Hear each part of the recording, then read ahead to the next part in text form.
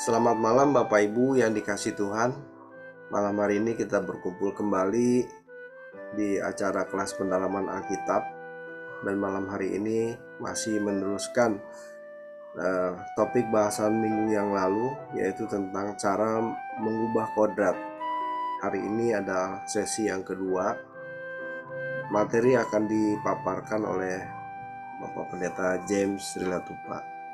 Oke, sebelumnya mari kita tundukkan kepala, kita satu dalam doa. Bapa di dalam surga, kami bersyukur untuk kesempatan yang Tuhan berikan bagi kami, biar kami duduk diam di bawah kaki-Mu untuk belajar kebenaran-Mu Tuhan. Kiranya apa yang kami pelajari malam hari ini boleh memperbaharui pikiran kami, sehingga kami semakin berkenan di hadapan-Mu Tuhan. Pola pikir kami semakin dibentuk oleh Tuhan. Terima kasih Tuhan, berkati Pak James yang akan menyampaikan pemaparan materi. Tuhan memberkati kami semua.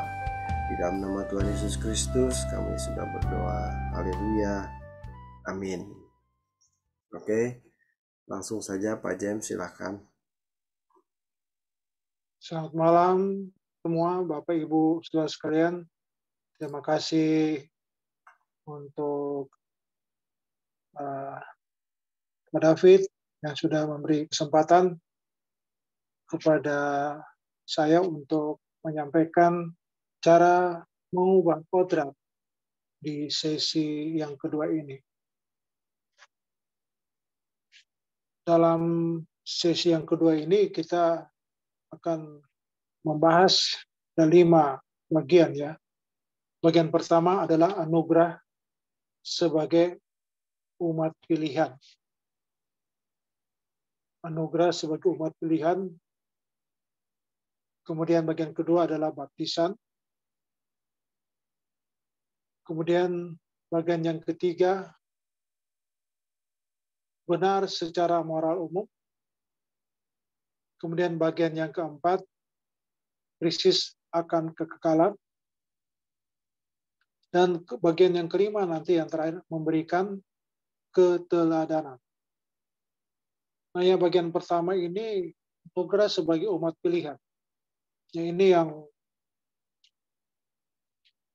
masih dominan sampai sekarang. Rata-rata gereja dengan kata anugerah ini membuat umat orang percaya itu dengan mengaku Yesus Tuhan,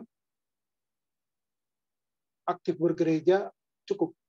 Ya, anugerah itu bisa menjadi patokan bahwa mereka sudah layak di hadapan Tuhan. Nah, itu yang persoalan. Nah, di dalam anugerah ini sebagai umat pilihan, ketika Tuhan Yesus berkata di Lukas 18 ayat 8, jika anak manusia datang di bumi, apakah ia mendapati iman di bumi? Ini hubungannya dengan anugerah tadi, bahwa sesungguhnya di fakta lapangan itu ya boleh dikatakan tidak ditemukan ada iman sampai ada pertanyaan seperti ini daripada Tuhan Yesus ya. Nah, ini yang menjadi pertanyaan bukan untuk Tuhan sendiri, tetapi kepada diri kita masing-masing, saudara kekasih. Ya. Kenapa? Karena tren dunia itu makin hari makin gelap, ya, makin gelap. Gelap bukan karena soal lampu yang mati atau soal ekonomi yang makin berat, tetapi ya perilaku ya sebagai anak-anak Tuhan itu makin hari makin kurang nampak, ya. Itu sesuai pengamatan Tuhan Yesus pada saat itu di kitab yang sebelumnya ya, Lukas 18 ayat 8. Dan saya yakin untuk sekarang ini pun kondisi tersebut terjadi. Termasuk saya sebagai aktivis ini ya, itu merasakan bagaimana untuk bertahan gitu, bertahan berkenan kepada Bapa di surga. Nah, lanjut.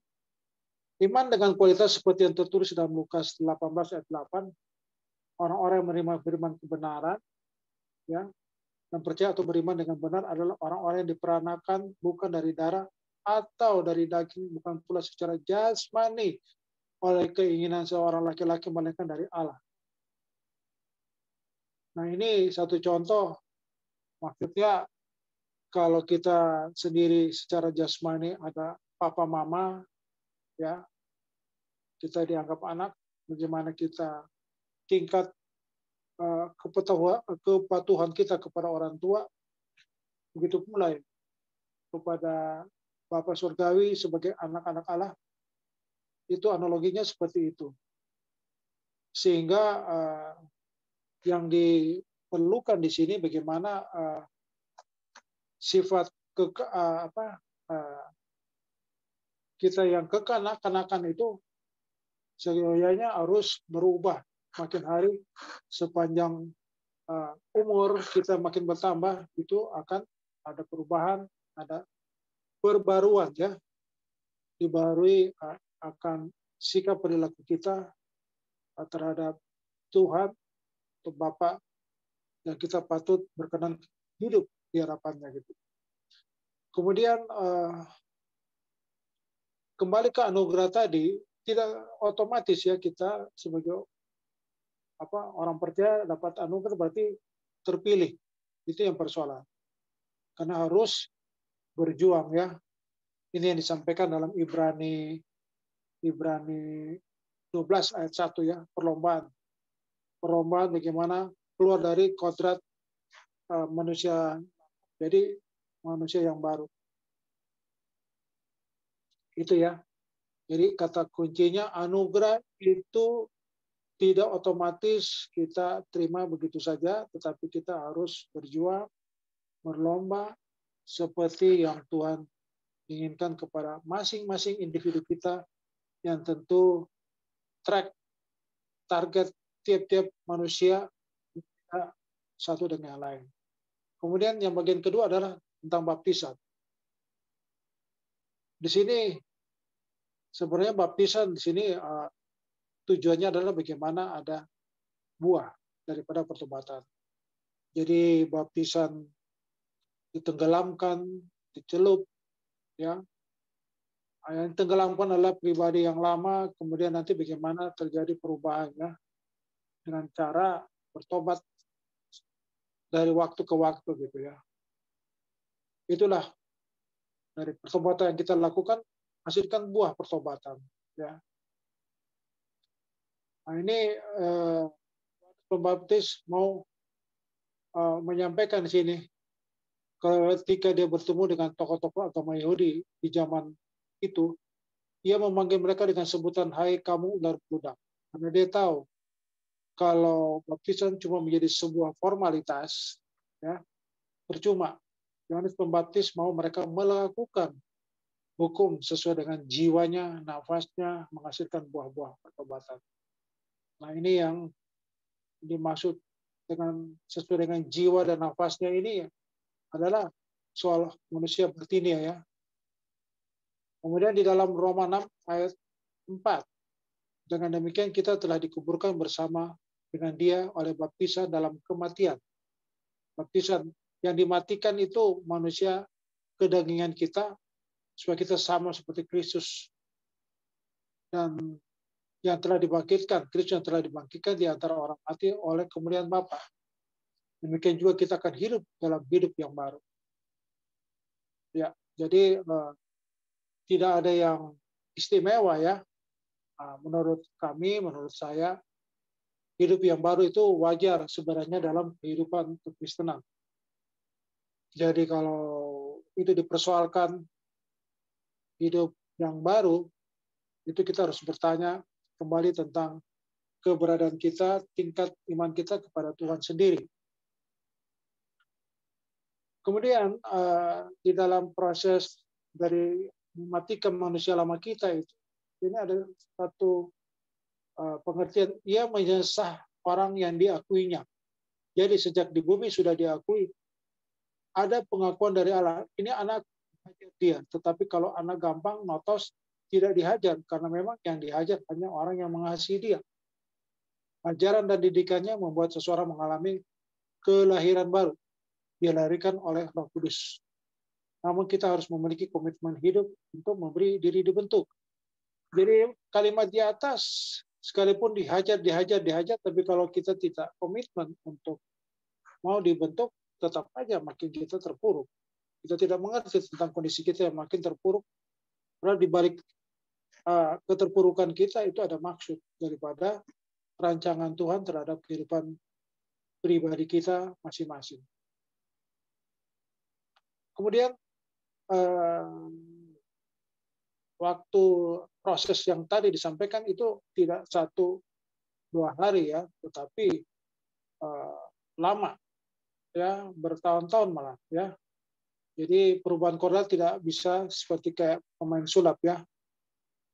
Jadi kalau tidak ada satu kerinduan, kebutuhan, agak sulit. Jadi perlu mengerti apa maksud rencana daripada menjadi orang percaya dengan tujuan-tujuan yang ingin dicapai daripada terima baptisan, ya, yaitu perubahan hidup menjadi baru sesuai dengan kehendaknya. Dan itu kalau melihat perubahan-perubahan itu tentu kita harus dengan tekun ya, tekun terus ya, sehingga terjadi betul-betul perubahan. Kemudian kita lanjut tentang baptisan. Ada banyak problem yang dialami seseorang bukan karena ajaran dari Allah, namun pengalaman hidup bisa membuat seseorang dewasa mental. Nah, ini kalimat sederhana tapi sulit ya. Pengalaman hidup bisa membuat seseorang dewasa mental. Bisa juga terbalik. Pengalaman hidup bisa membuat orang anjlok ya, justru makin terhilang dari hadapan Tuhan. Jadi kalau tetap tekun, kita akan makin dewasa. Jadi Allah mau mengubah kita sehingga kita bisa berkata hidup bukan aku lagi tetapi Kristus.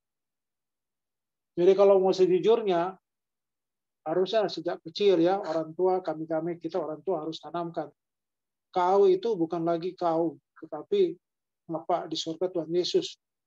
Apalagi waktu dia sudah menerima baptisan. Itu harus to the point gitu, sekalipun itu dengan kondisi sekarang, itu omongan pikiran yang aneh gitu ya. Kenapa sampai seperti itu ya? Kita tidak buat salah, tetapi kenapa sampai papa, mama begituin kami? Yaitu tingkat kewajaran di dalam iring Tuhan melalui baptisan yang sudah dilaksanakan. Ya, kita harus matikan perbuatan lama yang sekalipun papa mama secara gen itu turun kepada anak, tapi harus komitmen untuk sama-sama orang tua dan anak lakukan perubahan hidup demi berkenan kepada Tuhan. Kita masuk ke bagian yang ketiga, yaitu benar secara moral. Tuhan Yesus mengatakan bahwa satu iota, satu titik di dalam hukum Taurat tidak akan berlalu. Langit dan bumi ini bisa berlalu, tetapi Tuhan tidak akan berlalu. Tentu hukum ini juga dikenakan bagi kita. Yalah, nggak pakai Kristen juga, hukum positif di lapangan, kenyataan ini harus kita tunduk. Ya. Tetapi dengan kualitas yang lebih tinggi. Artinya hukum yang kita pakai sebagai anak Tuhan itu kualitasnya lebih tinggi. Bangsa Israel mengasihi Tuhan Allah dengan standar hukum. Ya. Tetapi kita mengasihi Tuhan Allah dengan standar pikiran dan perasaan Allah sendiri. Nah, maka yang tadi dibilang itu lebih berkualitas karena langsung daripada pemilik kehidupan. Punya pikiran dan perasaannya harus kita ikuti. Itu Roh Kudus yang menuntun kita. Nah, kalau hukum yang biasa tertulis bisa dipelajari, disekolahkan, ya. Tetapi kalau untuk tahu hukum dari Tuhan, pikiran perasaannya itu harus dengan tuntunan Roh Kudus. Untuk bisa mengasihi Allah dengan segenap hati, segenap jiwa, segenap akal budi. Jadi pakai pikiran, ya, pakai hati, pakai rasa, ya. Nah. Kemudian Mengasihi Allah bukan dengan instrumen atau alat hukum, melainkan manusia batinnya, ya batinnya. Yohanes Pembaptis sudah mempersiapkan agar orang-orang Israel zaman itu ya, yang akan mendengar Injil telah memiliki pertobatan secara moral umum. Ini yang tadi saya singgung, soal hukum standar dunia. Ini moral umum. Jadi ini kita sudah otomatis lolos, baru bisa bicara tentang hukum dari Bapa Allah yang kita akan lakukan, ya, yaitu pikirannya, perasaannya, ya, tuntunan Roh Kudus. Ini harus kita perkarakan. Apakah secara kita sudah benar? Ya, jika tidak, kita harus terus mengalami pertobatan. Ya. Nah, kemudian bagian ketiga, benar secara moral umum ini, jangan kita disesatkan atau disimpangkan atau dibuat bodoh oleh pernyataan keselamatan hanya oleh anugerah tanpa memahami maksud pernyataan tersebut. Nah, ya. Ini yang bagian pertama tadi ya, soal anugerah ya. Jadi anugerah itu karena ujungnya keselamatan. Ini dari pengertian yang disampaikan di sini. Kita harus mengasihi Tuhan dengan segenap hati, segenap jiwa, segenap akal budi.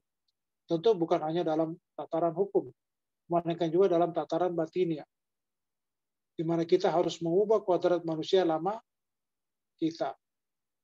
Jadi perubahan kodrat itulah keselamatan ya. Nah, peluang untuk melakukan itu dengan bantuan Roh Kudus itulah anugerah, gitulah. Itu yang perlu kita fokus dalam kehidupan sebagai anak-anak Tuhan. Kemudian kita masuk kepada bagian yang keempat, yaitu krisis akan kekekalan. Ya. Nah ini bicara kekekalan ini apa sih ya? Yang di depan mata aja sekarang ini nggak beres-beres, kita kok bicara kekekalan. Tapi ya sebagai anak Tuhan sudah dibaptis, ya komitmen tentang hidup baru itu sudah bagian dari kekekalan. Jadi jangan sampai ikut Kristen karena pikiran kita kurang pemahaman tentang bagaimana maksud dan tujuan kita terima Yesus sebagai Tuhan dan Juru Selamat pribadi, bagaimana dengan ke depan kehidupan kita pasca meninggal, sekalipun umur panjang 100 tahun, katakanlah begitu ya. Setelah itu apa gitu ya. Nah ini yang mau disampaikan di sini. Krisis akan kekekalan. Perasaan krisis jangan selalu dipandang negatif, karena bisa juga memiliki peran positif di dalam kehidupan. Orang tua yang memiliki perasaan krisis mengenai kehidupan di hari esok anaknya, maka tindakannya adalah mengasuransikan pendidikan untuk anaknya, mempersiapkan jalan bagi usaha anak ke depan. Karenanya orang tua bekerja keras membangun bisnis atau usaha yang nanti akan diwariskan kepada anak. Nah itu sebagai manusia, orang tua yang di dunia. Tapi Bapa sebagai orang tua yang dari sorga bagi seluruh umat yang percaya kepada Dia juga punya pikiran, perasaan yang jauh lebih daripada seperti orang tua yang ada di muka bumi ini. Jadi harus diakui ada perasaan krisis yang positif dan ada perasaan krisis yang negatif. Jadi ada krisis positif, ada yang negatif. Dalam kehidupan manusia pada umumnya, perasaan krisis biasanya menyangkut hal-hal pemenuhan kebutuhan jasmani. Perasaan krisis seperti itulah yang menyandera dan membelenggu seseorang sekaligus mengarahkan hidup seseorang. Jadi ini perasaan krisis jasmani ini ya nggak usah jauh-jauh ini. Kita ini repot-repot ya secara jasmani, krisis supaya disiplin di kantor, baru menyiapkan waktu yang tersisa-sisa untuk urusan dengan Tuhan itu lewat apa ya, persekutuan, doa, lewat PA atau lewat penelan Alkitab seperti ini ya. Harusnya yang disampaikan di sini perasaan krisis seperti itulah yang menyandera seseorang sekaligus mengarahkan hidup seseorang kepada krisis yang jasmani gitu. Terus ada pertanyaan, pernahkah kita menemukan orang yang memiliki perasaan krisis karena tidak ke gereja? Ah, itu dia. Tidak ke sini kumpul bersama, tidak bersekutu di konser misalnya, sedikit sekali. Lalu jika pertanyaan itu kita apa itu kepada kita, apa jawaban kita?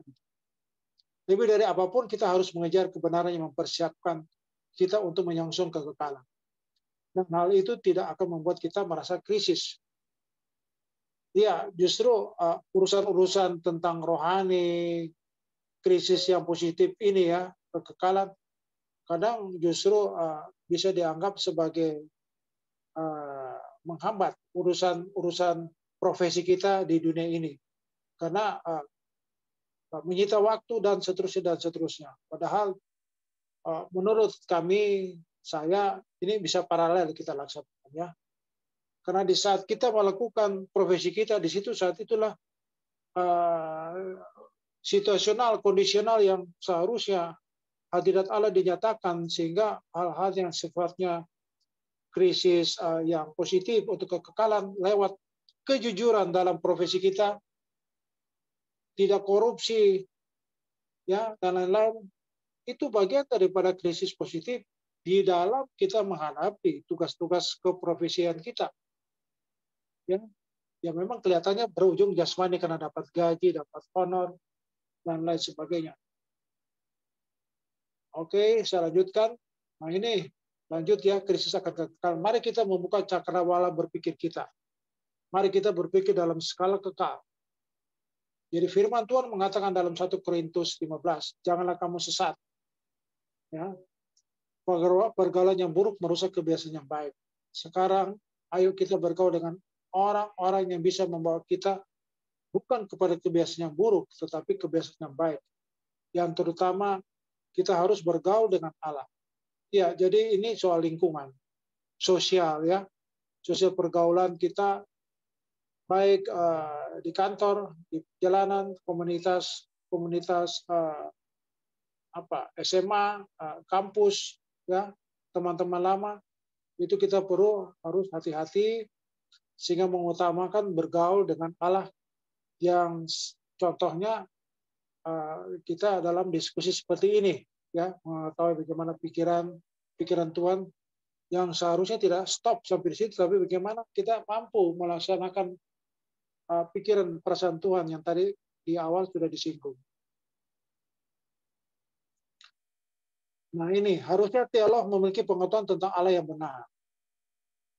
Plus mengalami Allah yang benar. Supaya jemaat juga jangan hanya memiliki pengetahuan Allah secara fantasi.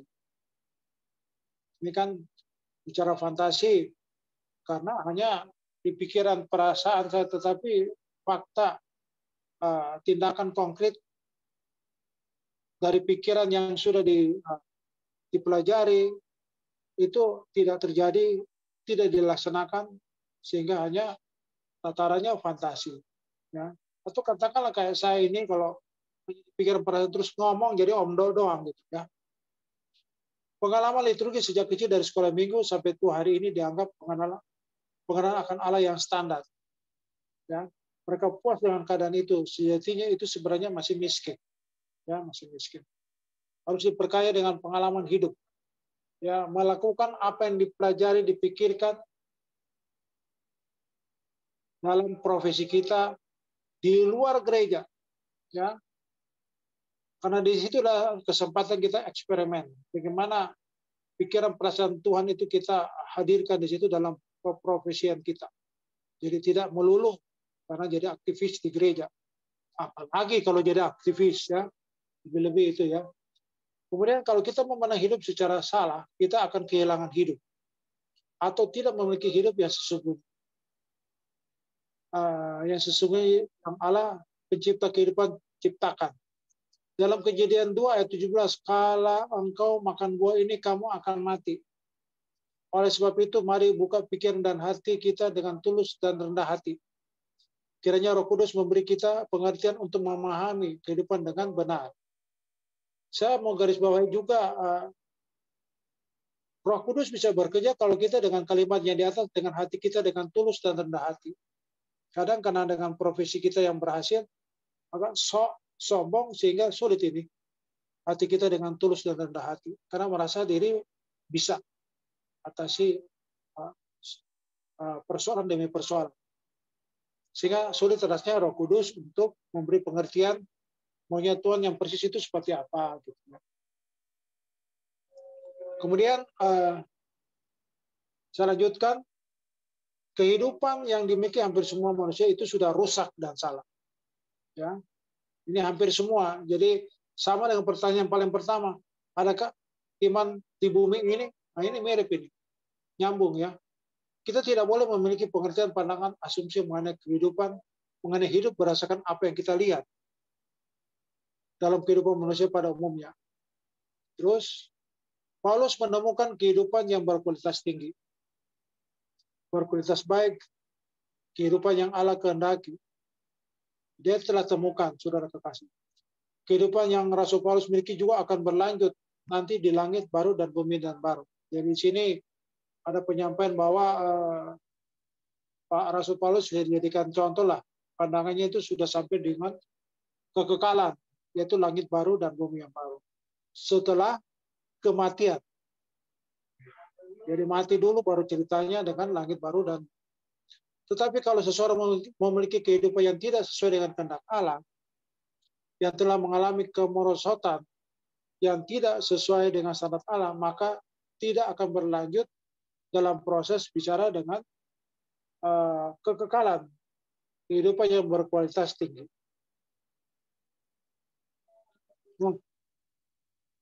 Dan akhirnya Paulus juga menyampaikan sini bagaimana cara memandang hidup dengan benar. Ketika melihat hidup Yesus yang Rasul Paulus kenakan dan teladani, Paulus juga mengatakan, ikutilah aku sama seperti aku ikut Yesus. Dia juga berkata, ikutilah teladanku. Maksudnya Yesus ya. Dan mereka yang hidup sama seperti kami menjadi teladanmu. Maka yang pertama di dalam gereja harus ada kebenaran yang diajarkan.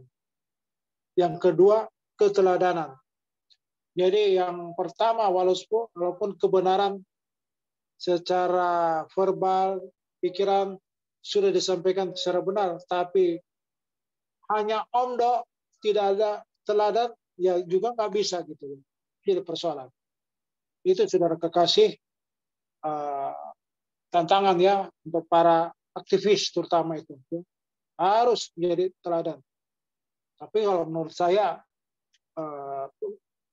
janganlah dibatasi. Siapapun dengan percaya bahwa Yesus Tuhan, apapun profesinya, tidak selalu aktivis, dia bisa menjadi teladan terhadap orang sekitarnya. Kalau kita memang berjalan di jalan Tuhan, Tuhan akan pasti meluruskan dan membela kita. Nah, kalau kita memang berjalan di jalannya Tuhan, Tuhan akan pasti meluruskan. Tapi jangan mengharapkan Tuhan luruskan, tapi kita berjalan di jalan lain gitu. Itu kan nggak nyambung ini. Kan jalannya Tuhan, bukan jalan lain, terus mengharapkan Tuhan bela kita. Itu salah ya. Kita serius mau diubah dari hari ke hari. Kita serius mau menggunakan kehidupan Yesus di dalam diri kita. Supaya kita bukan hanya bisa berbicara tentang kebenaran atau firman, tetapi kita juga bisa memberi keteladanan. Cara kita memandang hidup harus benar dengan melihat kehidupan Tuhan Yesus. Ini merupakan pekerjaan berat. Inilah perjuangan kita. Amin. Demikian penyampaian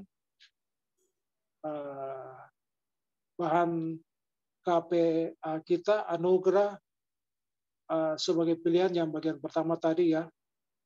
Bagaimana untuk kita bisa merubah kodrat kita gitu. Demikian penyampaian dari kami.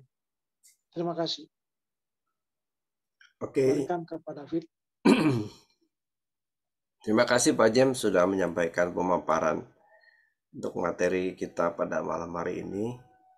Sekaligus saya buka ruang tanya jawab, ruang sharing. Barangkali ada yang mau dipertanyakan atau mau didiskusikan, silahkan berkenaan dengan materi kita pada malam hari ini. Silahkan. Ya deh, yuk kita akhiri pertemuan kita malam hari ini. Kita tutup dengan doa. Mungkin Ibu Remi silahkan menutup kita dalam doa. Baik, kita akan mengakhirinya dengan doa. Mari kita berdoa. Bapa di surga, kami bersyukur pada malam hari ini Tuhan, di mana kami kembali mengikuti PA walaupun kami lewat Zoom, dan kami telah belajar materi bagaimana kami mengubah kodrat ilahi kami ya Tuhan. Kami tahu ini tidak mudah, ini tidak gampang bagi kami, tapi ini adalah sebuah perjuangan bagi kami Tuhan. Dan pada malam hari ini kami sudah sharing tentang keteladanan. Biarlah kiranya Tuhan, apa yang kami sharingkan malam ini, kami akan belajar terus supaya kami dapat menjadi teladan ya Tuhan. Kami tahu ini tidak mudah juga.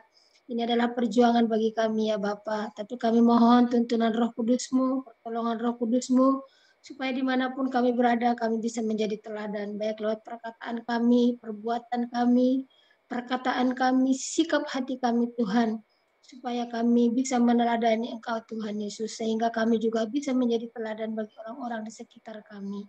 Terima kasih Bapak, berkati Pak James yang sudah menyampaikan materimu malam ini, materi PA kami malam ini, kiranya Tuhan berikan terus kesehatan, kekuatan, keluarga juga Engkau berkati. Kami juga berdoa untuk Pak David Tuhan yang saat ini sedang lemah tubuh, kiranya Tuhan Engkau pulihkan kembali kesehatannya, agar besok bisa melayani di Waski dengan kesehatan yang baru, dengan kekuatan yang baru ya Tuhan. Kami mohon kepada malam hari ini, kiranya Engkau memberikan kesembuhan buat Pak David ya Tuhan. Terima kasih Bapak, berkati kami semua yang hadir pada malam hari ini. Biarlah kiranya damai sejahtera Allah melingkupi hati dan pikiran kami, dan sebentar kami akan beristirahat. Kami serahkan hidup kami sepanjang malam ini dalam tangan-Mu. Terpujilah Engkau Tuhan. Inilah doa kami di dalam nama Tuhan Yesus. Kami telah berdoa dan mengucap syukur. Haleluya. Amin. Amin.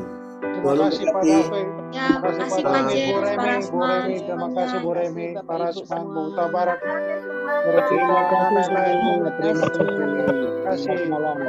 Selamat malam. Malam.